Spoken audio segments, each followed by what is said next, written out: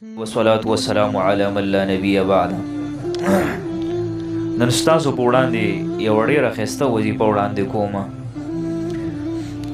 بعضې خلک داسې وي چې هغوی ته ولږه لګي او مړېږي نه، او دی داسې وي لکه د سلیمان علیه السلام ماهي چې څو ته میلاویږي هغه رانغاړي او په دغه خوله باندې ورنباسي. د داسې سړي څه علاج دی؟